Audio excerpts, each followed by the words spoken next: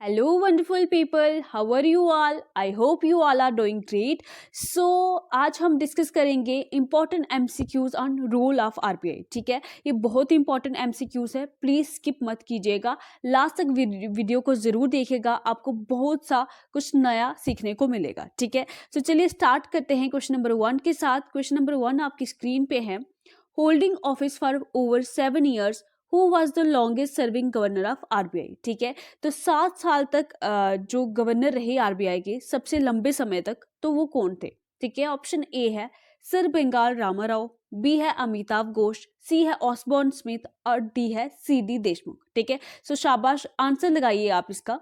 ठीक है, लास्ट में कमेंट सेक्शन में आपने स्कोर जरूर मुझे बताना अपना. ठीक है, और कुछ नया सीखा होगा तो जरूर बताइएगा मुझे. ठीक है, आपके कमेंट से मुझे मोटिवेशन मिलता है और भी अच्छा और बेहतर कंटेंट लाने के लिए. ठीक है, तो इसका जो करेक्ट ऑप्शन हो जाएगा, शाबाश, ऑप्शन ए इसका बिल्कुल करेक्ट हो जाएगा, सर बेंगाल रामाराव. ठीक है, किस तरह से याद रखेंगे, देखो जो लॉर्ड राम थे, ठीक है, आपने देखा होगा रामायण में, तो उनको 14 साल का वनवास हुआ था. ठीक है, तो इस तरह से आप याद रखिएगा कि जो रामा राव है, इन्होंने 7 ईयर्स तक जो है वो एज ए गवर्नर ये आरबीआई के रहे थे. ठीक है, अभी आपके मन में एक सवाल होगा कि अगर सबसे लंबे समय तक ये रहे थे तो शॉर्टेस्ट पीरियड के लिए भी तो कोई रहा होगा, है ना.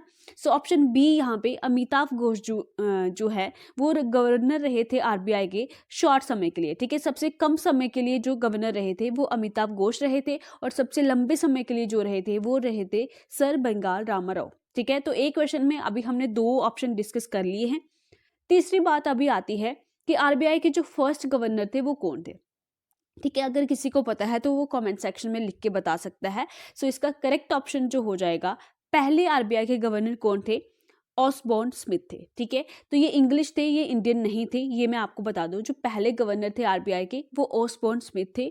और अगर बोलना चाहे आपको कि जो इंडियन ओरिजिन के पहले गवर्नर कौन थे आरबीआई के, तो वो कौन थे, शाबाश, सभी को पता होगा इसका आंसर, और जिनको नहीं पता है वो सुन लीजिए, सी.डी. देशमुख. ठीक है, ये भारतीय, ठीक है, पहले भारतीय जो आरबीआई के गवर्नर बने वो सी.डी. देशमुख थे. ठीक है, और अगर ऐसे बात करें तो पहले नंबर पर ऑसबॉर्न स्मिथ थे. ठीक है, दूसरे नंबर पे कौन था ये बता सकते हो मुझे, वो भी इंडियन नहीं थे, वो भी इंग्लिश ही थे. और सी.डी. देशमुख जो है वो तीसरे नंबर के गवर्नर थे. ठीक है, मगर पहले नंबर के इंडियन थे. ठीक है, सो अभी बात करेंगे हम सेकंड की भी, अभी आगे आपको पता चलेगा कौन थे सेकंड गवर्नर.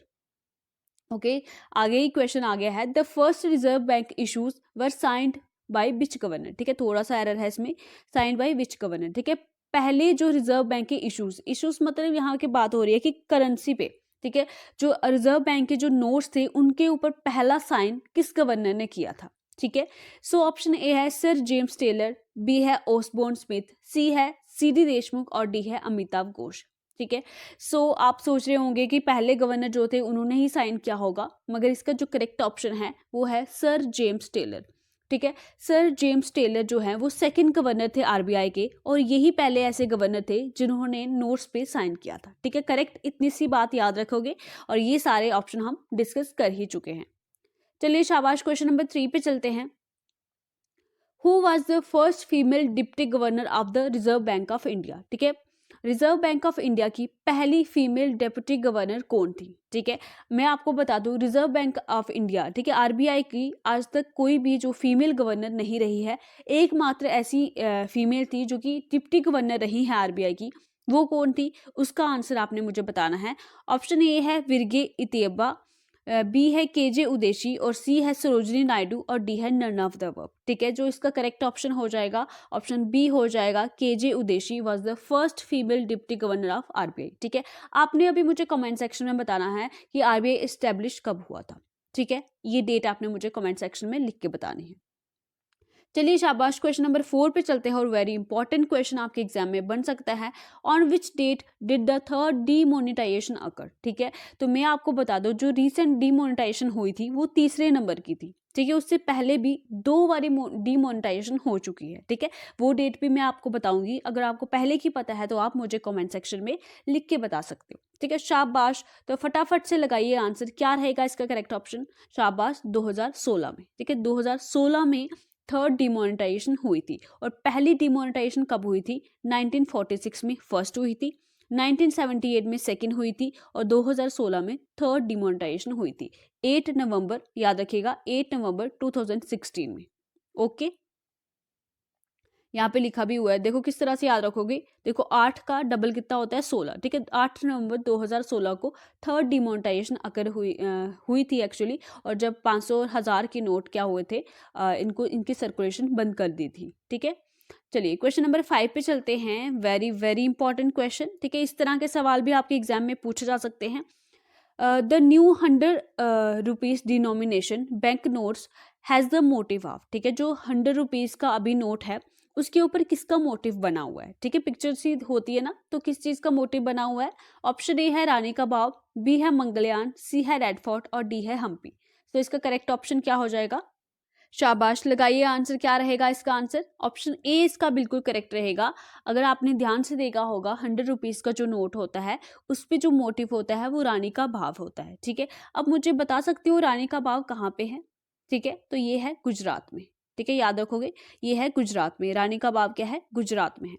अब बात आती है मंगलयान, ठीक है। मंगलयान भी किसी ना किसी नोट के ऊपर ये मोटिव है, ठीक है। बता सकते हो कहाँ पे है, कौन से नोट के ऊपर होता है। वेरी वेरी इंपॉर्टेंट, आपके एग्जाम में पूछा जा सकता है। तो मंगलयान किसके ऊपर है, 2000 के नोट पे है, ठीक है। 2000 के नोट पे है और इसका कलर कौन सा होता है, मेजेंटा कलर होता है इसका, ठीक है। ये भी आपके एग्जाम में पूछा जा सकता है, ऐसे सवाल भी आ सकते हैं, ठीक है। तो मंगलयान हो गया 2000 के नोट पे। अब रेड फोर्ट भी किसी ना किसी का मोटिव जरूर है, ठीक है। रेड फोर्ट किसका है, देखो किस तरह से याद रखोगे। देखो मंगलयान, देखो 2000 का नोट मिलेगा तो सब मंगल मंगल हो जाएगा, ठीक है। इस तरह से याद रखो कि 2000 का नोट मिलेगा तो सब मंगल मंगल हो जाएगा, सब शुभ शुभ हो जाएगा, है ना। थोड़ी सी ट्रिक के लिए फिर बात करते हैं हम रेड फोर्ट की, ठीक है। अब एफ से क्या होता है, फोर्ट होता है और एफ से 5 भी होता है, ठीक है। एफ से फोर्ट होता है और एफ से 5 भी होता है, तो इससे 500 के नोट पे है, ठीक है। रेड फोर्ट किस पे बना हुआ है, 500 के नोट पे बना हुआ है, ठीक है। अब यहाँ पे हम्पी, ठीक है। हम्पी भी किसी ना किसी नोट के ऊपर मोटिव है, तो ये है 50 रुपीज के नोट पे, ठीक है। तो किस तरह से याद रखोगे, देखो हम्पी के बीच में क्या आ रहा है, आम जैसा आ रहा है, एम, ठीक है। थोड़ा सा ट्रिक के लिए, ठीक है। किस तरह से आपने तो ऐसे भी लर्न कर सकते हो, एक सेकेंड।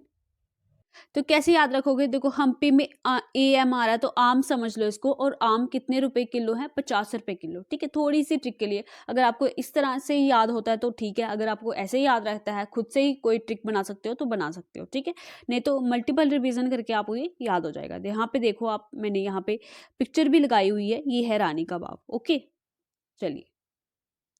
ओके, सो अभी देख लेते हैं इसका कलर कैसा है, लेवेंडर कलर है, ठीक है। कलर के बारे में पूछा जा सकता है, तो 100 रुपीज का जो कलर है वो लेवेंडर कलर है, ठीक है। चलिए, तो अभी आया है बवाल क्वेश्चन, और इस बवाल क्वेश्चन का आप बवाल लोग आंसर दोगे, ठीक है। Which among the following pair is not correctly matched, ठीक है। तो आपने देखना है कि कौन सा जो कलर है वो नोट के साथ मैच नहीं हो रहा है, ठीक है। तो बेसिकली ये सारे के सारे कलर करेक्ट हैं, बिकॉज मैंने आपके लिए यहाँ पे कंपाइलेशन दे दिया है ताकि आपको रिवीजन में हेल्प मिल सके, ठीक है। देखो चॉकलेट ब्राउन कलर किसका होता है, ₹10 का, ठीक है। 10 रुपीज का जो कलर है वो कौन सा होता है, चॉकलेट ब्राउन होता है। किस तरह से याद रखोगे, 10 रुपए के चॉकलेट लेने हैं, ठीक है। 10 रुपए के चॉकलेट लेना है, मतलब 10 रुपए के नोट का जो कलर है वो चॉकलेट ब्राउन है, ठीक है। अब 20 रुपए का जो है वो ग्रीनिश येलो है, ठीक है। कैसा है, ग्रीनिश येलो है, ठीक है। कोई ट्रिक बने तो आप बना सकते हो, ठीक है। तो ग्रीनिश येलो है। फ्लोरिसेंट ब्लू किसका है, 50 रुपीज का है, और इस पे जो मोटिव है वो कौन सा है, हम्पी है। शाबाश, बोलिए मेरे साथ। देखो अगर आप मेरे साथ बोलोगे ना और सुनोगे 2-3 बार तो आपको आधा तो यहीं पे लर्न हो जाएगा, ठीक है। 50 to 60% यहीं पे लर्न हो जाएगा। 1-2 बारी PDF पढ़ोगे आपको खुद ब खुद लर्न हो जाएगा, ठीक है। तो यही तो होता है मतलब वीडियो देखने का, है ना। नहीं तो पढ़ा रहता है ऐसे, मन नहीं करता पढ़ने का। फिर आ जाता है फ्लोरिसेंट ब्लू किसका है, 50 रुपीज का है, ठीक है। कैसे याद रखोगे, कोई ट्रिक बना सकते हो। फ्लोरिसेंट ब्लू 50 का, ठीक है। ऐसे ही लर्न कर लो। ग्रीनिश येलो 20 का है, फ्लोरिसेंट ब्लू कलर 50 का है। देखो लेवेंडर बहुत पूछा जाता है बैंक के एग्जाम्स में, लेवेंडर, मेजेंटा, स्टोन ग्रे, ठीक है। ये बहुत बार पूछे जाते हैं बैंक्स के एग्जाम में, और हो सकता है आपके एग्जाम में पूछा जाए। लेवेंडर कलर ₹100 का होता है, याद रखिएगा। ब्राइट येलो होता है 200 का, और स्टोन ग्रे होता है 500 का, और मैजेंटा मैं आपको बता चुकी हूँ 2000 रुपये का ये कलर होता है। ठीक है, ये सारे के सारे आपको PDF हमारे टेलीग्राम चैनल पे मिल जाएगी, डोंट वरी फॉर दैट। ठीक है, आपको पता है कि 1-2 दिन में ही मैं आपको PDF प्रोवाइड कर देती हूँ, उसकी आपको बोलने की भी ज़रूरत नहीं पड़ती है। ठीक है, so what is the currency paper made up of. ठीक है, तो करेंसी पेपर किसका बना होता है? क्या वो सिल्क का बना होता है, रेयॉन का बना होता है, कॉटन का बना होता है या जूट का बना होता है? सो करेक्ट ऑप्शन क्या रहेगा? शाबाश, लगाइए आंसर, कॉटन का बना होता है। ठीक है, कॉटन का बना होता है, याद रखिए। सो क्वेश्चन नंबर 8 आपकी स्क्रीन पे है, where are coins minted in India. ठीक है, तो कॉइन्स कहाँ पे बनते हैं इंडिया में? ये इस क्वेश्चन का आंसर आप खुद दोगे, मैं आपको सारा पढ़ा देती हूँ, आप एक बार इसको रीड आउट कर लेना खुद से भी। ठीक है, तो अगर हम बात करें करेंसी प्रेसेस की, ठीक है, जहाँ पे नोट बनते हैं, तो वो 4 जगह बनते हैं। ठीक है, 2 गवर्नमेंट ऑफ इंडिया के अंडर आती हैं प्रेसेस, ठीक है, फाइनेंस मिनिस्ट्री के अंडर आती हैं, और 2 जो है वो RBI के अंडर आती हैं। ठीक है, अभी हम देख लेते हैं 2 वो 4 कौन कौन सी है। ठीक है, जो गवर्नमेंट ऑफ इंडिया के अंडर प्रेसेस आती हैं वो कहाँ कहाँ पे है? नासिक में है और देवास में है। ठीक है, कहाँ पे है? नासिक में है और देवास में है। और जो RBI के अंडर आती हैं वो है मैसूरू कर्नाटका में और साल्वोनी वेस्ट बंगाल में। ठीक है, तो ये 4 प्रेसेस हमने देख ली जहाँ पे हमारे जो नोट हैं वो छपते हैं। ठीक है, अब बात आती है हमारे कॉइन्स की। ठीक है, अभी कॉइन्स को मिंट करने का काम जो है वो RBI का नहीं होता है। ठीक है, इसको गवर्नमेंट ऑफ इंडिया ही करती है, फाइनेंस मिनिस्ट्री करती है। 1 रुपये का नोट और जो कॉइन्स की मिंटिंग है वो कौन करता है? वो गवर्नमेंट ऑफ इंडिया के अंडर आती है, RBI का उसमें रोल नहीं है।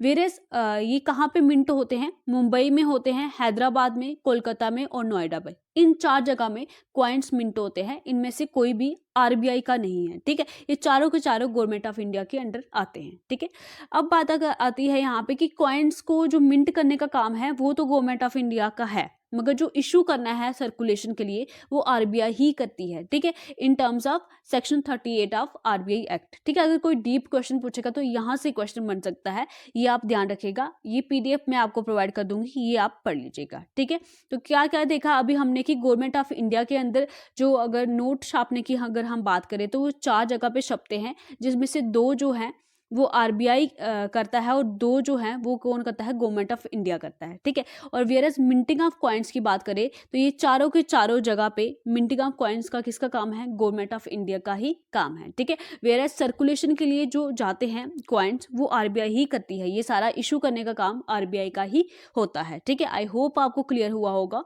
क्वेश्चन नंबर 9 आपकी स्क्रीन पे है, what was the highest denomination note ever printed. ठीक है, सबसे बड़ा नोट अभी तक जो प्रिंट हुआ है वो कौन सा है? ठीक है, ये है बवाल क्वेश्चन। ठीक है, तो दीजिए इसका आंसर, एकदम बवाल तरीके से आंसर दोगे आप लोग। 10,000 का है, 20,000 का है, 2,000 का है, 5,000 का है। करेक्ट आंसर क्या रहेगा इसका? शाबाश, ऑप्शन ए इसका बिल्कुल करेक्ट रहेगा। आज तक सबसे हाईएस्ट डिनोमिनेशन जो सबसे बड़ा नोट छापा गया है RBI के द्वारा वो 10,000 का है। ठीक है, आई थिंक 1938 में छापा गया था इसको पहली बार, एक बार देख लेते हैं शायद से। ठीक है, 1938 ही है। ठीक है, तो हाईएस्ट डिनोमिनेशन जो नोट अभी तक RBI ने छापा है वो 10,000 का है और 1938 में छापा गया था इसको। ठीक है, तो इतना डिटेल में नहीं जाना, आप इतना याद रखना कि 10,000 का नोट था। फिर देखो ये डीमोनेटाइज हो गया था ये जनवरी 1946 में। देखो मैंने आपको बताया कि पहली दफ़ा जो डीमोनेटाइजेशन हुई थी वो जनवरी 1946 में हुई है, और इस नोट को अगेन इंट्रोड्यूस किया गया 1954 में, और दोबारा से डीमोनेटाइज किया गया 1978 को। देखो हम 2 बार ही पढ़ चुके हैं ना, हमने अभी 3 जो है वो तारीखें पढ़ी, देखो तारीख पे तारीख। ठीक है, 3 तारीखें पढ़ी, 1946, 1978 और अभी 2016। ठीक है, तो इन 3 तारीखों पे इन 3 ईयर्स में क्या हुआ था? डीमोनेटाइजेशन हुई थी। ओके, चलिए नेक्स्ट क्वेश्चन है, who is responsible for changing the design of coins from time to time. ठीक है, जो कॉइन्स पे डिजाइन चेंज होते रहते हैं ये किसका काम है? ठीक है, इनको कौन करता है? ठीक है, सो ऑब्वियस सी बात है जो कॉइन को मिंट करेगा वही करेगा, तो गवर्नमेंट ऑफ इंडिया इसका करेक्ट ऑप्शन हो जाएगा। ठीक है, so I hope you like this lecture. और तो चलिए अपना ख्याल रखिए, अकाउंटेंसी के आपको मौके भी मिलते रहेंगे। ठीक है, और मैं भी कोशिश करूँगी कि मैं भी आपके लिए वीडियो लाती रहूँ, अच्छा कंटेंट लाती रहूँ। बाकी आपका प्यार बहुत ज़्यादा मिलता है, उसके लिए बहुत बहुत थैंक यू, और बाय बाय, टेक केयर।